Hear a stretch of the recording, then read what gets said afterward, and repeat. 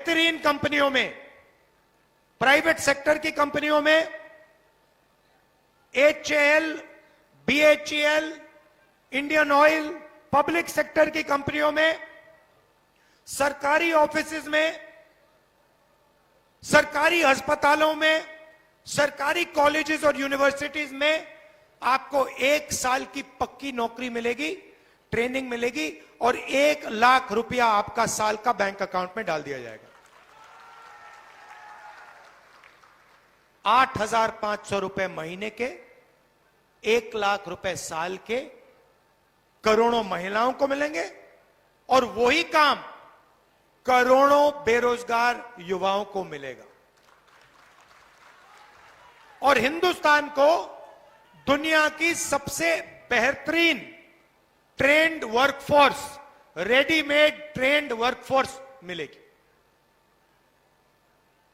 अब किसान देख रहे हैं मेरी और कह रहे हैं भैया ये क्या कर दिया आपने, 1 लाख रुपए बच्चों को दे दिया, 1 लाख रुपए हमारे घर में मतलब महिलाओं को दे दिया, हमारा क्या होगा? आपका कर्जा माफ होगा और आपको गारंटी कानूनी MSP मिलेगी। भाइयों और बहनों, 30 लाख सरकारी वैकेंसीज हैं। नरेंद्र मोदी जी प्राइवेटाइज करते जाते हैं, ठेकेदारी प्रथा उन्होंने लागू कर रखी है। आप सबका उन्होंने जो आपका हक बनता है वो छीन लिया है। ये जो 30 लाख नौकरियां खाली पड़ी हैं, हमने कैलकुलेट किया, हमने निकाला है आंकड़ा, इनको हम 6 महीने के अंदर आपके हवाले कर देंगे।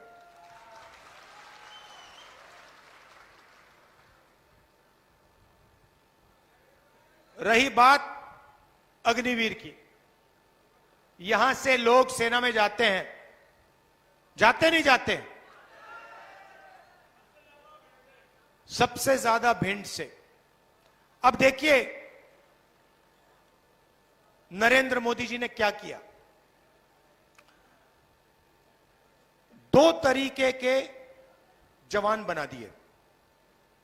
एक जवान जिसको पेंशन मिलेगी, जिसको कैंटीन मिलेगी, जिसको अच्छी ट्रेनिंग मिलेगी, और दूसरा जवान जिसको ना कैंटीन मिलेगी, ना पेंशन मिलेगी, ना सटीक सैलरी मिलेगी।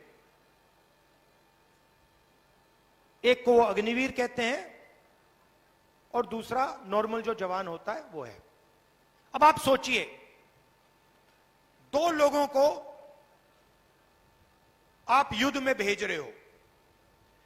एक से आप कह रहे हो कि देखो भैया, अगर आपको कुछ हुआ तो हम हिंदुस्तान की सरकार और हिंदुस्तान की सेना आपके परिवार की रक्षा करेंगे,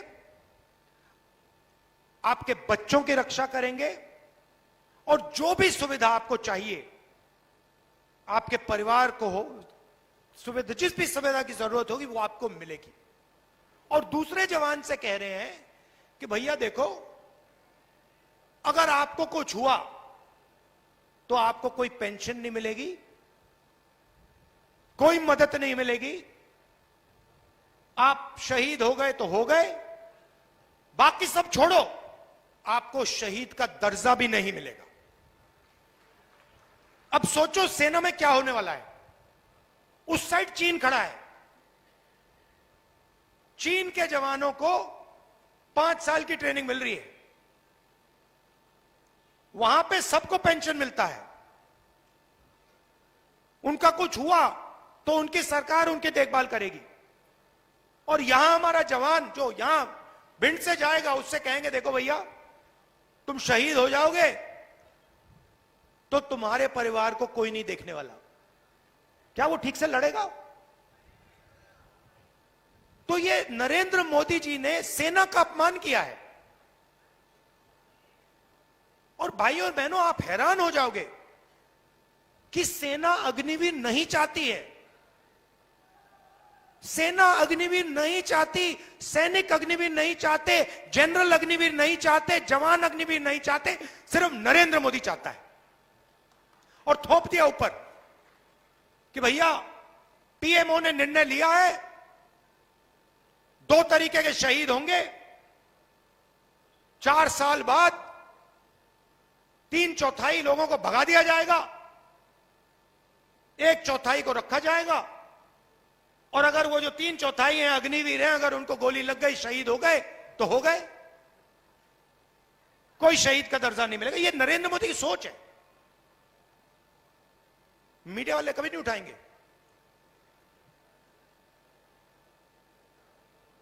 ये कोविड में थाली बजाने की बात करेंगे,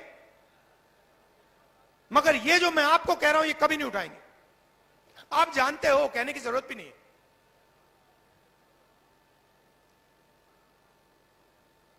ठेकेदारी प्रथा,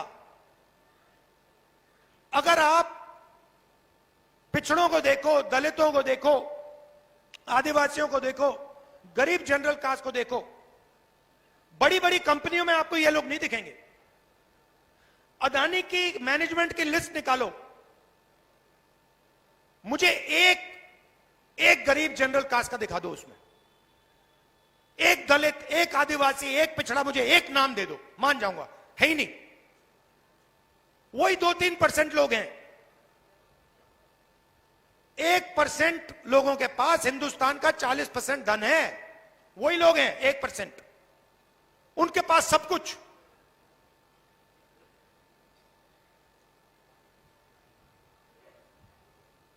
और गरीब लोग क्या कर रहे हैं? मनरेगा कर रहे हैं, मनरेगा का पैसा नहीं दे रहे, ठेकेदारी में मजदूरी करते हैं, जब जी करता है निकाल के फेंक देते हैं।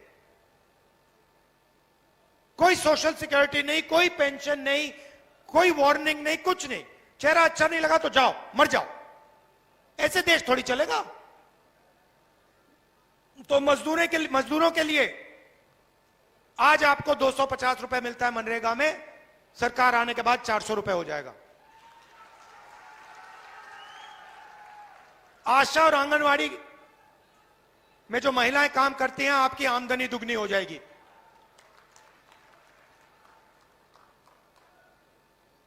और ये जो ठेकेदारी प्रथा है पब्लिक सेक्टर में, सरकारी ऑफिसेज में, जहां किसी को भी एक दिन में निकाल के बाहर फेंक सकते हो, इसको हम खत्म करने जा रहे हैं।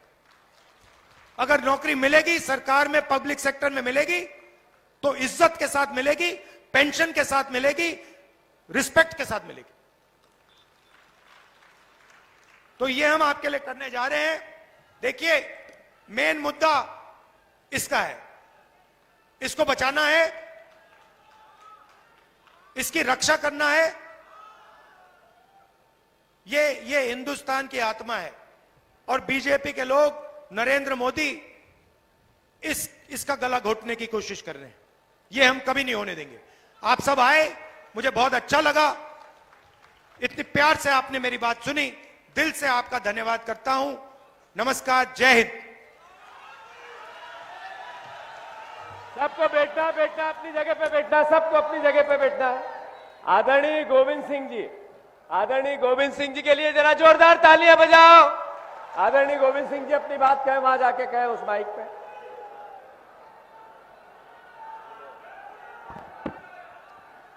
परम श्रद्धेय राहुल जी, आदरणीय भंवर साहब, जीतू पटवार जी, सम्मानित मंच, उपस्थित सभी पूरे जिले से और दतिया से आए हुए किसान भाइयों, मित्रों और साथियों, माननीय राहुल जी ने आज आप लोग से भिंड की इस पवित्र धरती पर आप लोगों को, महिलाओं, मजदूर, किसानों और नौजवानों के लिए सब कुछ घोषणा करी है।